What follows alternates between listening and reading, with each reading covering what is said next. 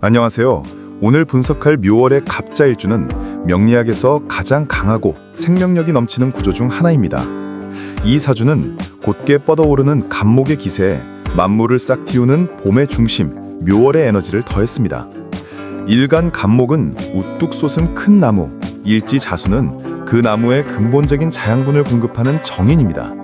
따라서 갑자일주를 가진 분들은 지혜와 끈기가 깊고 내면이 성숙한 분들이죠.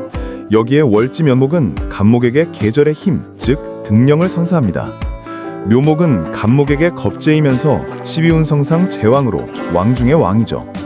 이분들은 강력한 자립심, 불굴의 의지, 그리고 타인을 압도하는 리더십 에너지를 태어날 때부터 장착하고 있습니다. 하지만 자수가 주는 목욕의 순수함과 미숙함이 제왕의 강한 고집과 결합하면서 강한 자신감 속에 시행착오라는 양면성을 갖게 됩니다. 이 지혜로운 에너지를 어떻게 사회적으로 풀어낼지가 이 사주 운명의 핵심입니다. 이 사주 구조의 핵심 역동성은 정인이 겁재를 강하게 생조하는 관계입니다. 명리학적으로 영예의 나눔으로 해석될 수 있습니다. 여러분이 어떤 지식을 깊이 있게 배우고 그것을 많은 사람에게 강의하거나 콘텐츠로 만든다고 상상해보세요.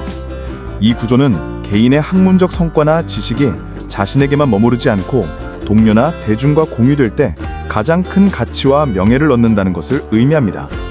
교육, 콘텐츠 제작, 공동체 봉사, 강연 등 함께 성장하는 분야에서 성공할 운명입니다.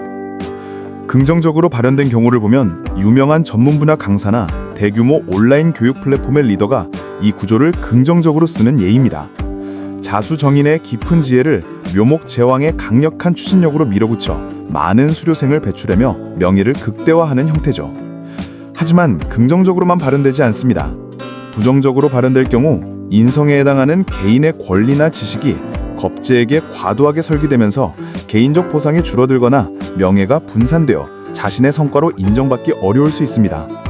강한 경쟁 환경 속에서 자신의 지적 재산을 보호하는 능력이 중요해집니다. 이제 이 사주의 그림자, 자묘형을 분석합니다. 수는 묘를 생하는 좋은 관계인데 왜 형이 생길까요? 이는 바로 과도한 생 때문입니다. 자수 인성의 통제를 받는 묘목이 너무 강한 제왕의 기세를 가졌기에 인성의 통제를 벗어나 무례하게 자라나는 것입니다. 그래서 자묘형을 무례지형이라고도 부르죠.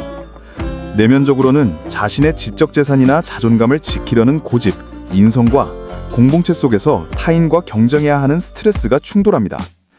내가 완벽히 아는 부분인데 왜 동료들은 내 말을 무시하는가와 같은 복잡한 심리적 마찰이 자주 발생할 수 있습니다. 더 중요한 것은 이 자묘형이 월지, 부목궁, 초기 환경과 일지, 배우자궁 사이에 직접 걸려 있다는 점입니다.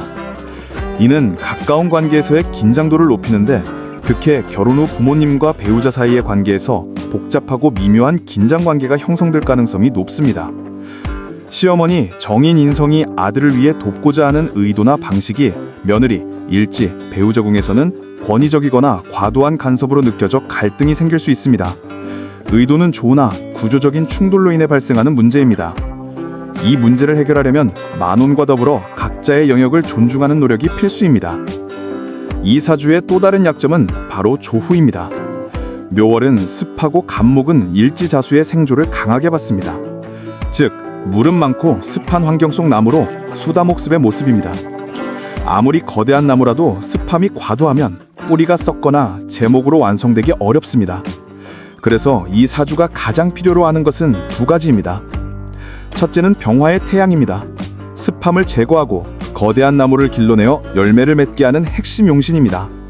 인성으로 쌓아온 지식을 병화식신으로 활용하여 결과물인 재성을 창출하는 능력이 폭발적으로 증가하며 성품 또한 따뜻하고 활발해집니다. 두 번째는 경금의 도끼입니다. 왕성한 목기운을 다듬어 유용한 제목으로 사용하기 위해서입니다. 경금은 관성으로 일간에게 목표의식과 위엄을 갖추게 합니다. 하지만 이 경금을 사용하기 위해서는 병화의 쓰임이 우선해야 한다는 조건이 있습니다. 결국 사주 원국이나 운에서 병화가 들어올 때나 사오미 운에 발복하여 명예와 재물을 얻을 가능성이 높습니다. 이제 묘월 갑자일주의 분야별 운세를 살펴볼게요. 이 사주의 가장 취약한 부분이 바로 토재성입니다. 왕성한 목기운에 의해 극을 당하고 자수에 의해 습해져 힘이 약합니다. 또 또한 재물은 남명에게 배우자로 볼 수 있는데 기토 정제가 배우자궁인 자수에서 절지에 놓입니다. 이는 배우자의 기운이 약화된 상태로 경제활동력이나 건강에 어려움이 생길 수 있음을 암시합니다. 남성분들은 결혼 후 아내에게 어려움이 생겨 책임과 케어 부담이 커질 수 있습니다. 또한 재물이 취약하므로 투기성 재물은 지양하고 자격증이나 안정적인 월급 기반의 수입 활동에 집중해야 합니다. 재물을 지키는 것보다 명예와 학문을 지키는 것이 이 사주의 숙명입니다. 자묘양 관계와 약한 재성의 문제 때문에 남명인 경우에는 만혼을 강력히 권장합니다.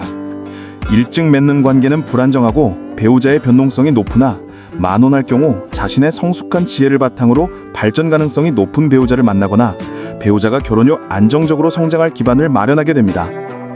재물운은 약하지만 직업운과 여명의 애정운은 매우 긍정적입니다. 여명에게 배우자인 신금 정관이 결혼 전인 월지의 환경, 월지 묘목에서는 절지의 상태이지만 결혼 후 배우자궁인 자수에서 장생을 얻습니다.